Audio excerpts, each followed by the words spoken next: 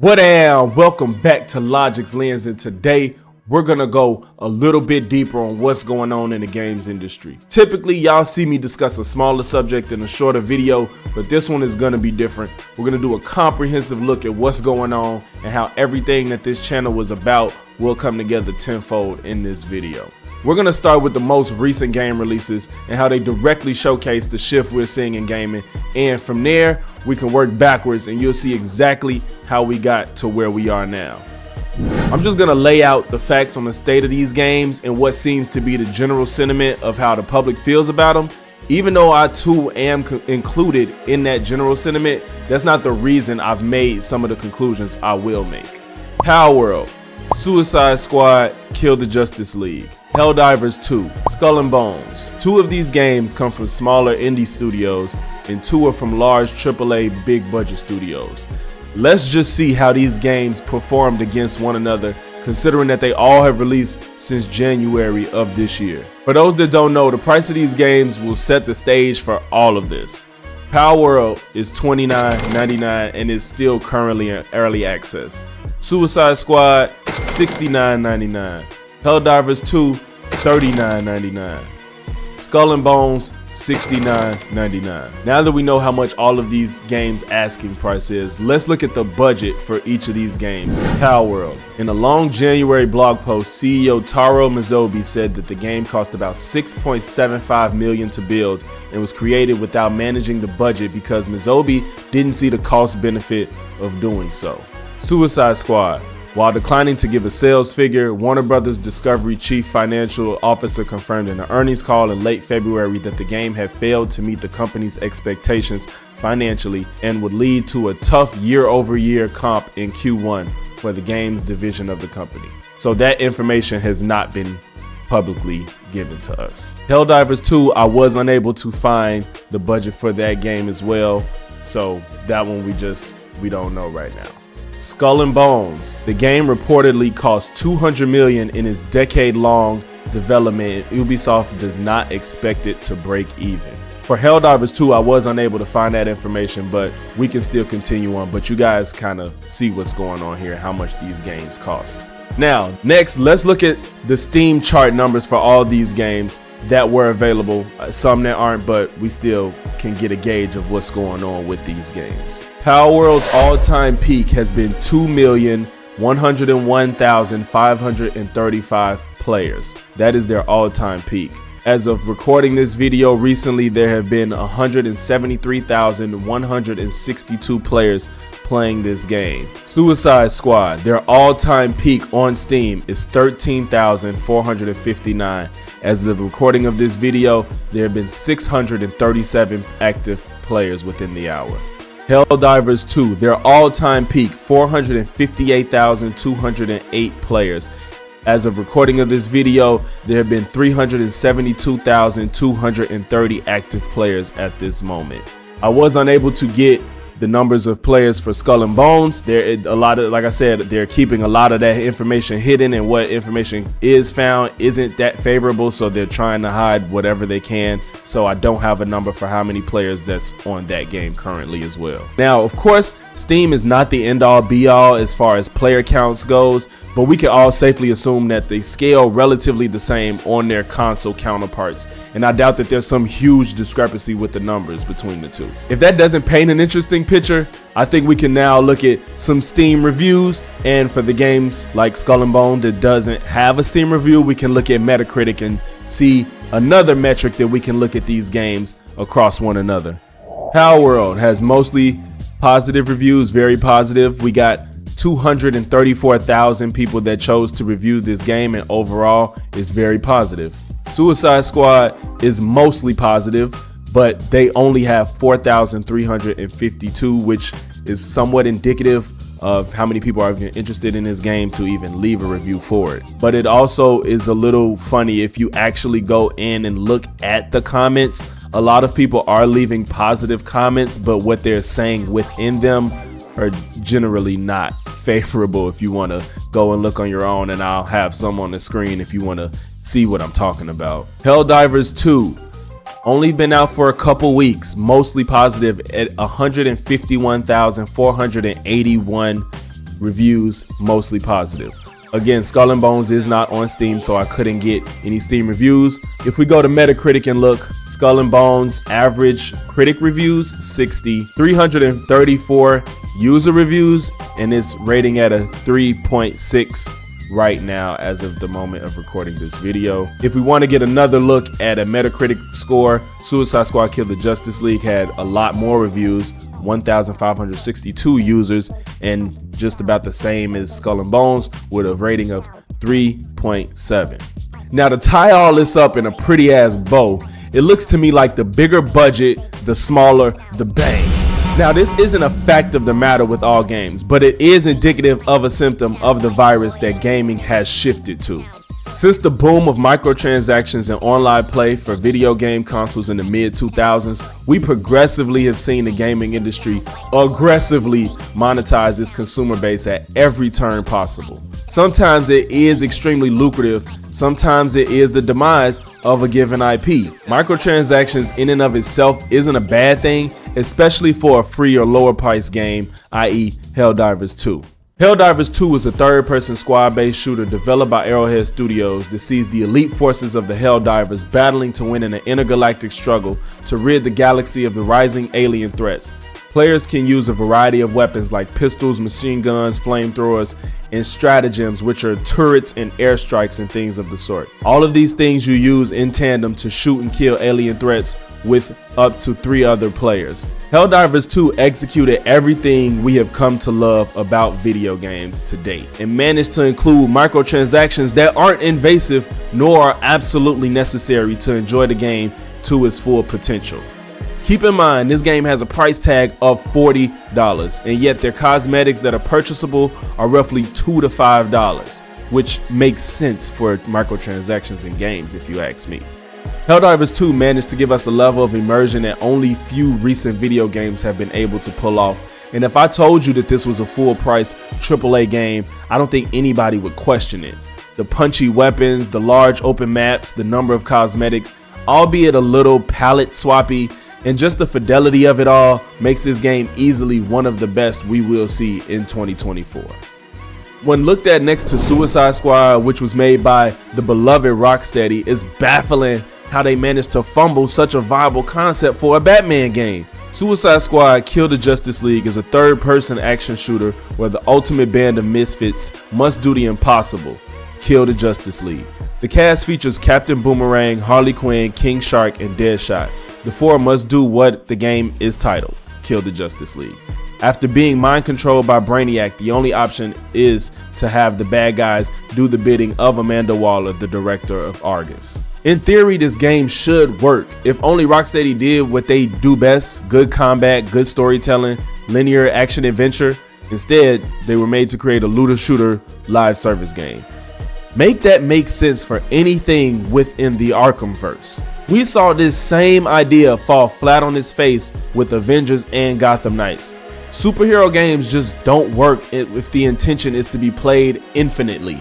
I think this idea that since there's a loyal fan base to these characters and stories, that the fans will just gobble up whatever horse shit these publishers decide to spit out and like it. These fans learned them something real quick. Suicide Squad is pretty much a dead game with little to no hope of being revived. Money and monetization will rarely prevail over passion and product. Palworld. I think it's safe to say that not a single person in the gaming community thought that this game was going to do what it did. This game has approached nearly 20 million units sold, and that is unprecedented for such a small studio. How does a Fortnite, Zelda, Ark, Pokemon love child dominate all of its inspirations in one fell swoop? This game is far from perfect, clearly is heavily inspired by popular titles, and honestly, it's a little bit soulless if we're gonna be objective about it. But the game is fun and silly, and that's what people care about. Pokemon has had the same formula for 20 plus years, and Nintendo refuses to step outside of that formula for whatever reason, and now it slapped them dead in the face. Nothing is gonna happen to Nintendo by any means. They probably don't even give a damn about this game, but it definitely is a chink in the armor, because I can guarantee that a big number of their supporters have higher expectations from this point on. Skull and Bones, let's talk about a job well done. And I've got to say, in all honesty, it's the biggest piece of dog shit. A Ubisoft game that was being developed by Ubisoft Singapore for 11 years arrived on February 26. It was met with rave disdain, mass disapproval, and ungodly amount of contempt.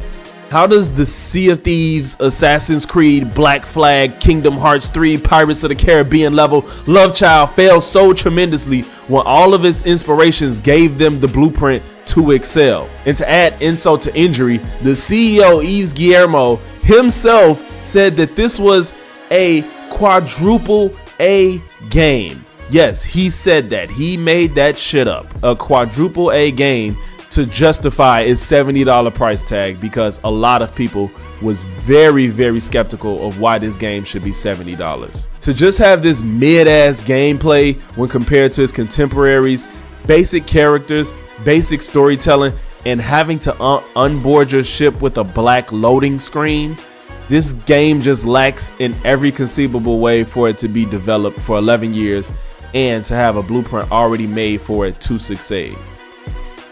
Quadruple A game, y'all. Quadruple A. By no means is this like a 4-way game bang review, nor is this just to highlight games I like versus games I don't like. This is to highlight the state of gaming as of 2024. I think that there was a point that publishers felt that huge budget, cinematic, top tier graphics and motion capture was a surefire way to make a game successful. Add in monetization and you're shitting money in your sleep. I see a lot of people saying that gaming is dying, gaming is dead, gaming has died, or some variation of these sentiments. But if you ask me, gaming is making a big shift. I don't hold the idea that gaming is dead or dying, but it definitely is going through an intervention. That's the best way I see it, an intervention. Consumers have decided en masse that just shitting out a pretty game is unacceptable. Giving us big name actors isn't good enough. Just trying to create an endless game loop isn't sustainable. We don't care about what you have given us in the past. We don't care about how big the budget is. We don't care how much of an open world you give us. We don't care how many big names is in or worked on this game. Is it good? Is the game good? These aren't the only examples of smaller games or studios doing exceptionally well versus their counterparts. Last Epoch, Rocket League, Limbo, Cuphead, Lethal Company, Among Us, Vampire Survivors, Risk of Rain 2, Escape the Backrooms. The list is damn near endless, and yet the biggest to do it thinks they need to scrape their pockets to the point that they overhire and then fire people in order to make a highly profitable game. At the moment of recording, the games industry has laid off over tens of thousands of employees and counting. The latest PlayStation layoffs are but a drop in a half-full bucket of what gaming has developed into, with PlayStation's almost done CEO Jim Ryan stating, quote, "We have made the extremely hard decision to announce our plan to commence a reduction of our overall headcount globally by about 8% or about 900 people, subject to local law and consultation processes," says PlayStation chief Jim Ryan. Employees across the globe, including our studios, are impacted. It's not just PlayStation that's been laying off people as well. EA plans to lay off about 5% of their workforce. Microsoft has laid off 1,900 Activision Blizzard employees. Unity Software, which is a huge mobile game developer, laid off 1,800 employees. Twitch, 500. Supermassive, 90 people. There are more and less than all of these numbers, and it isn't all just by happenstance. The gaming industry is getting ass smacked right now, and I don't think they're gonna stop anytime soon. In my personal opinion, I think this is an after effect of what 2020 brought us, a pandemic. I don't think it's the sole reason, but a large part of it. We saw an unprecedented event which led to a worldwide shutdown where people were forced to be at home and just happen to have a lot more disposable income. I'm not an economist or nothing like that, but I do know that businesses are always trying to outperform themselves from the years prior.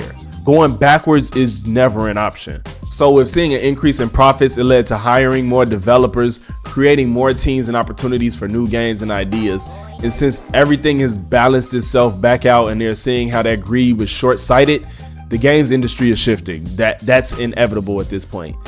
I think that this is for the better. Focus now has to be on making a good product if they want to last at all. Game prices have gone up, but the product hasn't gotten better. To pay $70 for a game that doesn't work day one and then have an exorbitant amount of microtransactions within the game is just unacceptable, and people are shifting their priorities with the games they're gonna choose to buy from here on out. Keep in mind, since 2020, all of these events have happened. Live service games have released and shut down in the same year. Xbox increased their Game Pass service prices. PlayStation has increased their PlayStation Plus prices. More games are released with no physical options. Nintendo began charging $70 for select Switch games. PlayStation released completely pointless peripherals. Jim Ryan has stepped down as CEO. Microsoft has acquired Activision Blizzard King. Xbox is beginning to put their exclusive titles on PlayStation and Switch. PlayStation is putting their titles on PC much faster. The PlayStation VR is not selling well. Sony released a slim version of the PS5 and increased the price, which is just unheard of. I'm sure there's more that I'm forgetting, so if I missed any other major event that's happened since 2020, leave them in the comments, please, because I'm sure I forgot a bunch. This isn't like a conspiracy theory or anything like that. It's just a pattern that I've noticed, and I thought it would be interesting to see if all these things we have seen happen led to what's going on right now. This is a hobby that we all love and don't want to see go down in flames. I don't think. I think it's not much to ask for fair pricing and fun. People will happily spend their money on games if they see the value in it. Nobody has a problem with spending their money if they see the value. If a bigger focus is making a fun game for its intended audience, the money will come. Word of mouth can be just as effective as big budget marketing. Palworld would like to have a word with y'all. At the end of the day, I know it's been said time and time again. Speak with your pockets. Protest with your pockets. Let your money show what you support and don't support. I think that we've been seeing it, and it's gotten more consistent, and it's gotten to the point that the gaming community is just not happy with these layoffs. We refuse to support businesses that have scummy practices and don't treat their people well, don't treat us well. So if you guys want to make it, I just suggest you make better games, and I think that's what the end goal for you guys and us is, and without that, you'll have nothing. I want to thank y'all for watching this video. It means the world to me. Like, I never did a video like this before, so it was like really scary to step out of my comfort zone of what I've been doing and do one like this, but I did enjoy it, so I'm gonna keep working on it. So make sure that it's better than the last, and you know what I'm saying. And I hope you liked it too. Please, in the comments, let me know what you thought about it. What did you think about this video style? What did I do right? What did I do wrong? What do you think about the gaming industry as far as everything I discussed in the video? Like, am I spot on? Am I way off base? Did I make any sense? Did I forget anything? Or, you know, anything like that? Sound off whatever you feel, and I'll be for certain to engage with you in the comments. Leave a like, comment, or a sub. If not one, then all three. Until next time, y'all, thanks for cracking the lens with Logix. Peace.